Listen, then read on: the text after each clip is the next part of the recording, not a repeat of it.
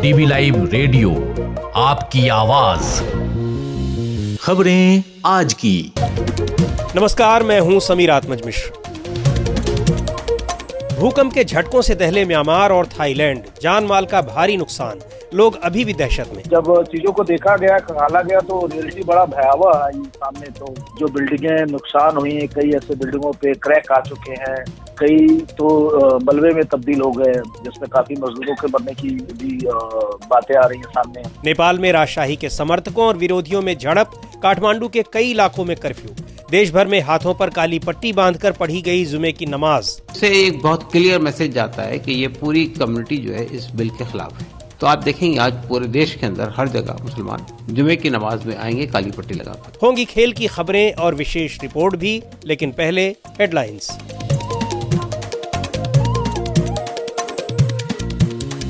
Headlines के साथ मैं हूं अतुल सिन्हा। मोदी सरकार का केंद्रीय कर्मचारियों को तोहफा, महंगाई भत्ते में 2% की बढ़ोतरी को कैबिनेट ने दी मंजूरी। अब 53 से 55% हुआ डीए। 50 लाख केंद्रीय कर्मचारियों को होगा फायदा। कैश विवाद के आरोपों और तमाम विरोध के बावजूद जस्टिस यशवंत वर्मा को भेजा गया इलाहाबाद हाई कोर्ट। केंद्र सरकार ने जारी की अधिसूचना। सुप्रीम कोर्ट ने एफआईआर की मांग वाली याचिका भी खारिज की। कठुआ में इनकाउंटर, 3 आतंकी ढेर, 4 जवान शहीद। जैश के संगठन पीपल्स एंटी फासिस्ट फ्रंट ने जिम्मेदारी ली। सर्च ऑपरेशन जारी, कल से चल रहा है यह इनकाउंटर। मौसम विज्ञानियों ने 2025 को सबसे गर्म साल होने का जताया अंदेशा। कहा इस बार हीट वेव के दिन बढ़ेंगे, रात को भी चलेगी लू, कई शहरों में पारा पहुंचेगा 50 के पार। और नेपाल में राजशाही और हिंदू राष्ट्र समर्थकों का हिंसक प्रदर्शन, 40 से ज्यादा संगठन सड़कों पर उतरे। काठमांडू में पुलिस से संघर्ष। डीवी लाइव रेडियो पर आप सुन रहे हैं खबरें आज की। शुक्रवार की दोपहर म्यांमार और थाईलैंड के लिए जैसे तबाही और मौत का पैगाम लेकर आई हो।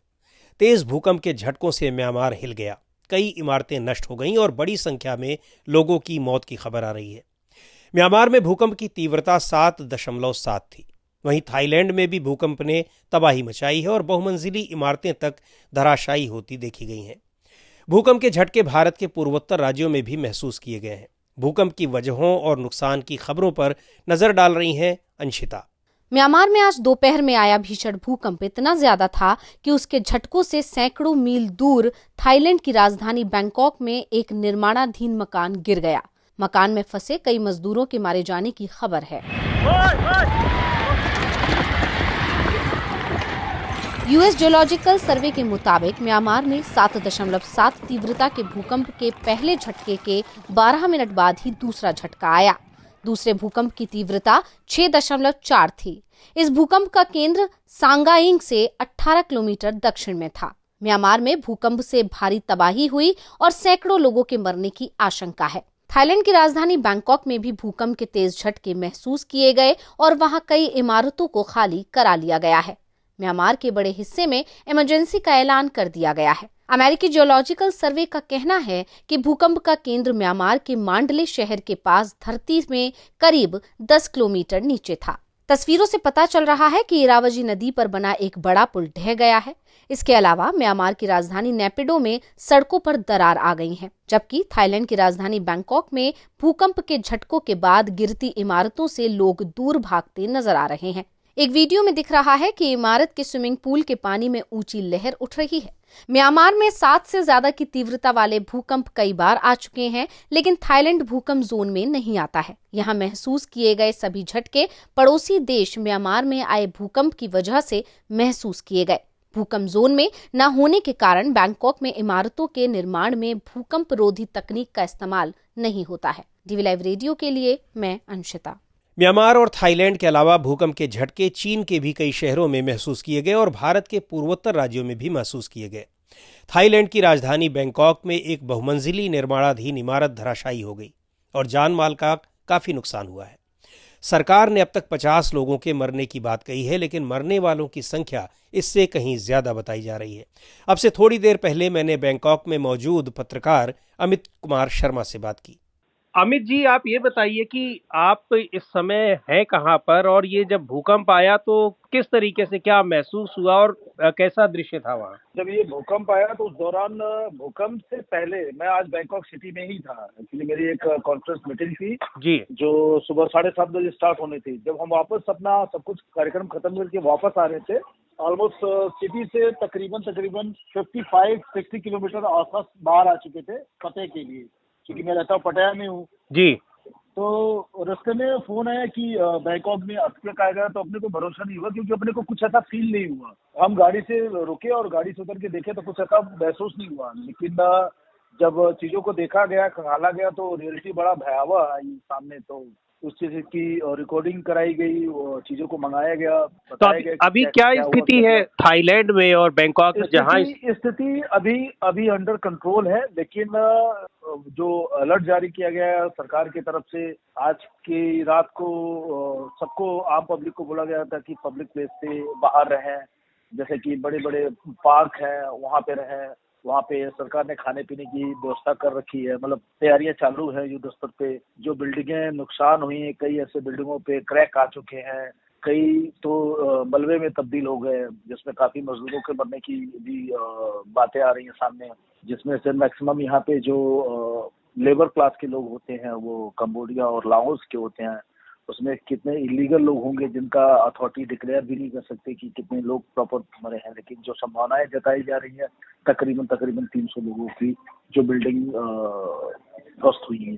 जी। और एक कुछ आधिकारिक आंकड़ा, ऑफिशियल आंकड़ा कुछ सरकार ने जारी किया है कि कितना कैजुअलिटीज हैं, कितने लोगों की डेथ हुई है? क्या कैजुअलिटी में मैंने वही बताया कि जो आंकड़े बता रहे हैं फिलहाल के लिए 50 बता रहे हैं। हाँ, लेकिन वो उनके हैं जो डिक्लेयर है, जो अपना एंट्री इन और आउट करके जाते हैं। लेकिन मैंने बताया आपको जैसे कि ये थाईलैंड एक ऐसी कंट्री है जो लेबर को मैक्सिमम सोर्सेस करती है लाओस से और कंबोडिया और बर्मा से। जी। 3 कंट्रियों के जो होते हैं, कईयों के देखिए आधिकारिक रूप से बोलना ठीक नहीं होगा, लेकिन कई लोगों के पास इलीगल होते हैं जो डेटा सरकार बाहर नहीं कर सकती है, क्योंकि इलीगल टाइप के लोग हैं जो काम करते हैं। जी। तो आंकड़ा टोटल तकरीबन आशंका यही जताई जा रही है कि 300 का आंकड़ा क्रॉस कर चुका है, जिसमें इतनी मौतें हुई। तो ये नुकसान केवल बैंकॉक में ही हुआ है या और भी शहरों में झटके आए हैं? शहर में थाईलैंड में सबसे ज्यादा नुकसान आपका बैंकॉक सिटी में, क्योंकि सबसे ज्यादा हाई राइज बिल्डिंग है। हाँ। और पुरानी बिल्डिंग है, ये सब बैंकॉक में है, जो कैपिटल जिसको बोला जाता है थाईलैंड का कैपिटल है। जी। क्योंकि सारे रिहायशी इलाके हैं और सारे कॉर्पोरेट के हैं, ऑफिसेज हैं, बड़ी बड़ी हाई राइज बिल्डिंगें हैं, तो सबसे ज्यादा इफेक्टेड यही एरिया हुआ है। क्योंकि चाइना में भी थोड़े झटके महसूस किए हैं, तो चाइना से करीब का देखा जाए तो चिंगमाई एरिया भी है जहाँ पे थोड़े बहुत झटके वहाँ भी महसूस किए।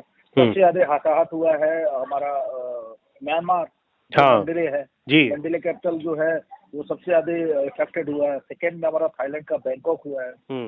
और अभी तक की यही जानकारियां हैं, और अपडेटेड जो भी है, जैसे गवर्नमेंट ने ऐलान कर दिया कल स्कूल बंद रहेंगे, जो एरिया है उसको सील कर दिया गया है जी, क्योंकि भीड़ ज्यादा है, लोग सड़कों पे हैं, तो गाड़ियों की आवागमन बंद कर दी गई है। ये थे बैंकॉक से पत्रकार अमित कुमार शर्मा। इस बीच थाईलैंड में आए भूकंप के बाद राजधानी बैंकॉक स्थित भारतीय दूतावास ने थाईलैंड में भारतीय लोगों के लिए एक आपातकालीन नंबर +66 6188 19218 जारी किया है। डीबी लाइव रेडियो पर आप सुनते हैं देश दुनिया की ताजा तरीन खबरें और खबरों के बीच की खबरें यानी विश्लेषण भी। खबरों और विश्लेषण के अलावा यहाँ होती है साहित्य, कला, संस्कृति और विज्ञान से लेकर आर्थिक और खेल जगत की भी चर्चा। डीबी लाइव रेडियो पर आप सुन रहे हैं खबरें आज की। नेपाल की राजधानी काठमांडू में आज पुलिस और राजशाही समर्थक प्रदर्शनकारियों के बीच झड़प हो गई। इन झड़पों के बाद राजधानी काठमांडू के कुछ इलाकों में कर्फ्यू लगा दिया गया है। इस बीच नेपाल के पूर्व प्रधानमंत्री पुष्प कमल दहल प्रचंड के नेतृत्व में विपक्षी दलों के गठबंधन ने काठमांडू में एक अलग रैली की और सभा की, जिसमें 2015 में लागू किए गए धर्मनिरपेक्ष संघीय गणतंत्र और संविधान की रक्षा करने की कसम खाई गई।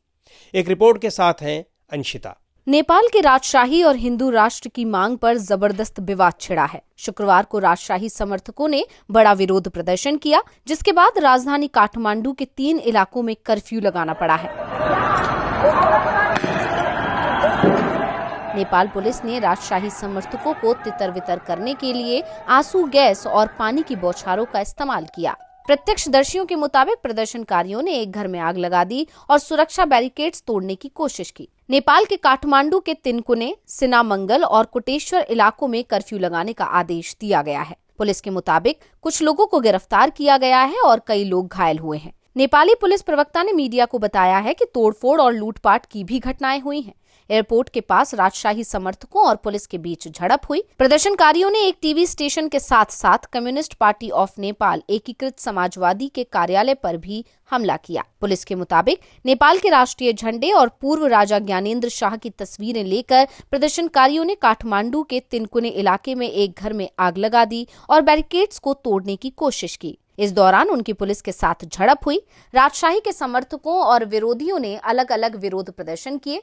झड़प को रोकने के लिए काठमांडू में सैकड़ों पुलिसकर्मियों की तैनाती की गई है। नेपाल में साल 2008 में 240 साल पुरानी राजशाही को समाप्त कर दिया गया था और तत्कालीन हिंदू राज्य को एक धर्मनिरपेक्ष संघीय लोकतांत्रिक गणराज्य में बदल दिया गया था। पिछले दिनों पूर्व राजा ज्ञानेंद्र ने डेमोक्रेसी डे पर प्रसारित अपने वीडियो संदेश में राजशाही के समर्थन की अपील की थी। उसके बाद से ही उनके समर्थक राजशाही बहाली की मांग कर रहे हैं।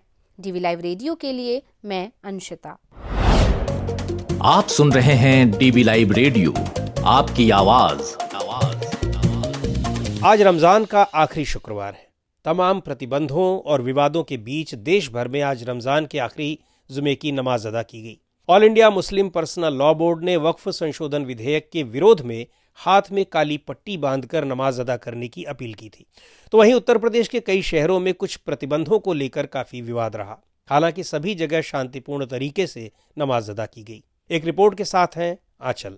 देश भर में आज लोगों ने जुमे की नमाज पढ़ी। रमजान का ये आखिरी जुमा था। उत्तर प्रदेश के संभल, मेरठ जैसे कई शहरों में पुलिस और प्रशासन अलर्ट था। हिदायत दी गई थी कि नमाज घर पर या फिर मस्जिदों में ही पढ़ी जाएगी, सड़कों पर नहीं पढ़ी जाएगी। नमाज के बाद प्रशासन ने राहत की सांस ली।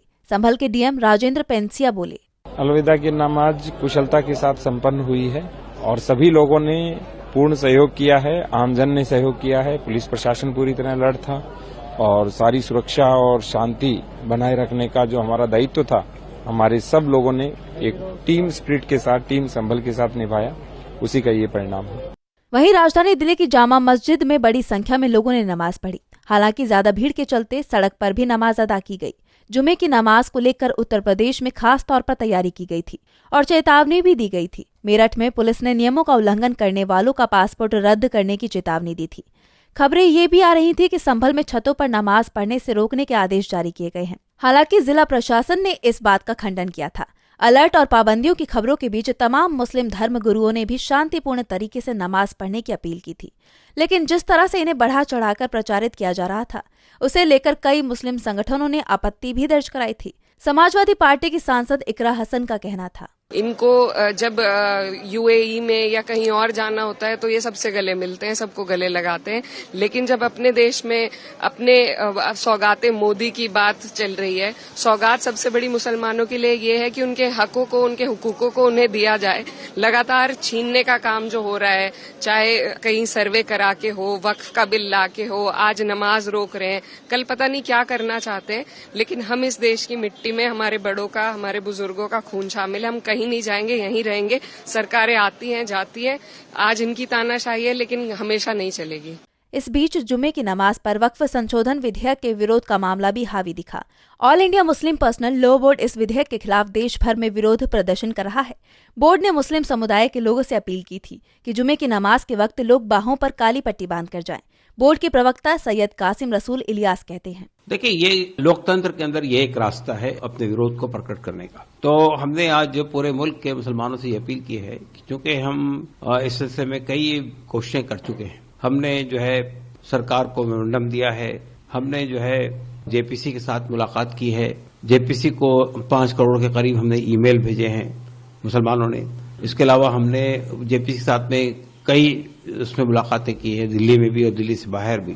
और हमने बहुत क्लियर अंदाज में कहा कि ये जो अमेंडमेंट लाए जा रहे हैं, ये अमेंडमेंट वक्फ के सुधार के लिए नहीं ला रहे हैं, बल्कि वक्फ को खत्म करने के लिए, हड़प करने के लिए, तबाह करने के लिए लाए गए। AIMPLB वक्फ संशोधन विधेयक के खिलाफ कल यानी 29 मार्च को रैली करेगा। इससे पहले 26 मार्च को बिहार की राजधानी पटना में विरोध प्रदर्शन किया गया था। DB लाइव रेडियो के लिए मैं आंचल।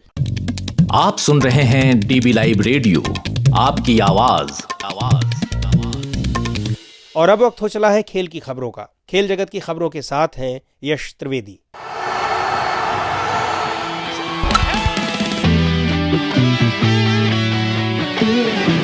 शार्दुल ठाकुर एक ऐसा नाम जिन्हें फैंस प्यार से लॉर्ड बुलाते हैं।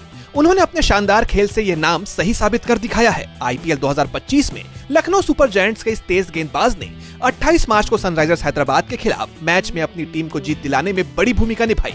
इस मैच में उन्होंने 4 विकेट झटके। IPL में अपने 100 विकेट पूरे किए और सबसे ज्यादा विकेट लेने वाले गेंदबाज के लिए पर्पल कैप भी हासिल किया। उनका ये प्रदर्शन बताता है कि लॉर्ड का टैग उनके लिए बिल्कुल सही है। हैदराबाद की बल्लेबाजी इस सीजन में काफी मजबूत मानी जा रही थी, लेकिन शार्दुल ने इस भ्रम को तोड़ने में कोई कसर नहीं छोड़ी। उन्होंने खतरनाक बल्लेबाज अभिषेक शर्मा और ईशान किशन को जल्दी आउट कर दिया, जिससे विरोधी टीम दबाव में आ गई। 34 रन देकर 4 विकेट लेना उनका IPL में अब तक का सबसे अच्छा प्रदर्शन रहा। इसके बाद निकोलस पूरन ने 70 रन बनाकर और मिशेल मार्श ने 52 रन बनाकर लखनऊ को 5 विकेट से जीत दिलाई। पूरन ने 18 गेंदों में सीजन का सबसे तेज अर्धशतक भी लगाया। वहीं शार्दुल की कहानी भी खास है। वो IPL 2025 की नीलामी में नहीं बिके थे, लेकिन चोटिल मोहसिन खान की जगह 2 करोड़ रुपए में लखनऊ टीम में शामिल हुए। टीम के मेंटर जहीर खान ने उन्हें तैयार रहने को कहा था और शार्दुल ने मौके का पूरा फायदा उठाया। इससे पहले दिल्ली के खिलाफ मैच में भी उन्होंने 2 विकेट लिए थे। 2015 में पंजाब किंग्स से IPL की शुरुआत करने वाले शार्दुल ने अब तक 97 मैचों में 100 विकेट लिए और 300 रन बनाए। उनकी ये फॉर्म लखनऊ के लिए बहुत जरूरी थी, खासकर जब मयंक यादव और आवेश खान की फिटनेस पर सवाल खड़े हो रहे थे। शार्दुल सचमुच टीम के लिए संजीवनी साबित हुए। यश त्रिवेदी, DB लाइव रेडियो।